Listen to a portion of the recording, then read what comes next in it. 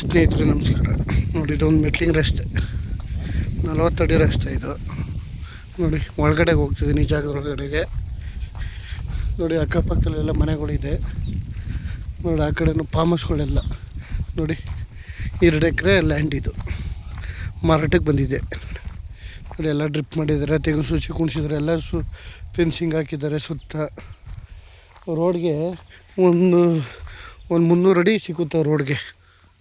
ನೋಡಿ, ಎಲ್ಲ ತೆಂಗಿನ ಸೂಚಿ ಹಾಕಿದ್ದಾರೆ.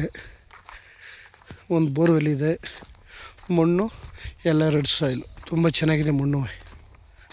ನೋಡಿ,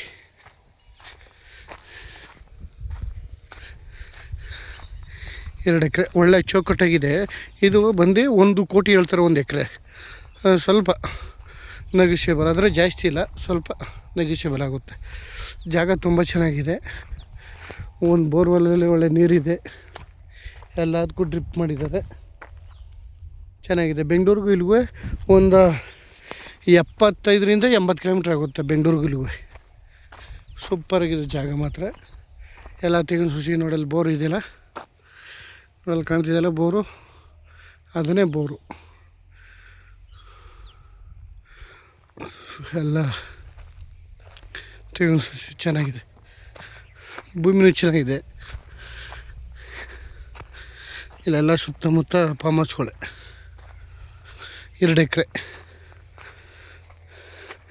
1 ಕುಂಟೆ 2.5 ಲಕ್ಷ ಹೇಳ್ತಾರೆ. ಅಲ್ಲಿಗೆ 1 ಕೋಟಿ ಎಕರೆ, ಸ್ವಲ್ಪ ನೆಗೋಷಿಯಬಲ್ ಆಗುತ್ತೆ.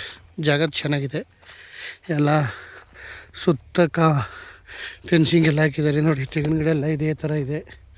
300 ಸಾಯಿಲು. ಜಾಗ ಚೆನ್ನಾಗಿದೆ. ರೋಡು ಅಪ್ರೋಚು ಚೆನ್ನಾಗಿದೆ. ಒಂದು 300 ಅಡಿ ಸಿಗುತ್ತೆ ರೋಡ್ಗೂ.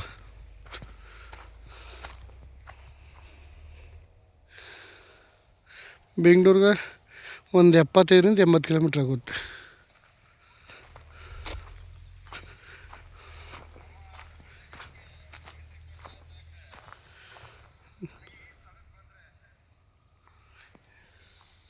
ತುಂಬ ಚೆನ್ನಾಗಿದೆ. ಒಳ್ಳೆ ಫಾರ್ಮ್ ಹೌಸ್ ಮಾಡ್ಕೋರು ಚೆನ್ನಾಗಿದೆ. 2 ಎಕರೆ ಒಳ್ಳೆ ಬಾಕ್ಸ್ ಟೇಪಲ್ಲಿ ಇದೆ, ಚೌಕಟ್ಟಾಗಿದೆ. ಎಲ್ಲ ಡ್ರಿಪ್ ಗಿಪ್ಪೆಲ್ಲ ಆಗಿದೆ. ಮಣ್ಣು ತುಂಬ ಫಲವಂತವಾದಂಥ ಮಣ್ಣು.